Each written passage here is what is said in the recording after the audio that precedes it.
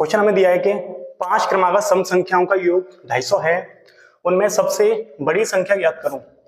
तो जब भी हमें इस प्रकार का सवाल एग्जाम में दिया हो तो मेरे भी हम सवाल कैसे बनाएंगे। देखिए हमसे बोला है कि 5 लगातार सम संख्या हमारे पास है, इस करके ये है, ठीक है।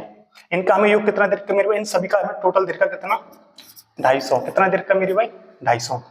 अब देखो करने का तरीका क्या है, आपको एक फॉर्मूला पता होना चाहिए क्या, कि औसत बराबर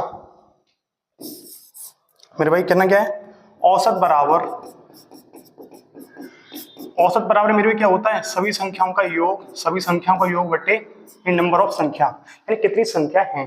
तो देखिए अब आप यहां से क्या निकाल सकते हो, हमें योग कितना देर का मेरे भाई, हमें योग देर का कितना 250, कितना 250, और हमारे पास मेरे भाई संख्या कितनी, संख्या हमारे पास कितनी 5 है। तो अगर हम 5 से डिवाइड करेंगे मेरे भाई कितना आएगा निकल के 50।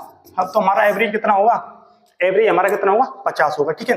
अब देखो अगर सभी संख्या हमारी कैसी 5 क्रमागत सम संख्याएं लगातार, अगर सभी संख्याएं लगातार हैं और सभी अंतर क्या मेरे भी समान है, तो एग्जैक्ट बीच वाली संख्या हमारी क्या होती है, बीच वाली संख्या हमारी होती है औसत, क्या होती है औसत बीच वाली। तो हमारी एकदम बीच वाली संख्या मेरे भी कितनी होगी 50, कितनी होगी 50। अब संख्या हमारी कैसी क्रमागत है, 50 के बाद आने वाली सम संख्या कौन सी मेरे भाई 52, इससे आगे वाली 54, इससे पहले कौन सी होगी 48, और इससे पहले कौन सी होगी 46। तो हमसे पूछा है कि सबसे बड़ी संख्या, तो सबसे बड़ी संख्या मेरे भाई कितनी होगी 54, यानी कि हमारा राइट आंसर ऑप्शन बी।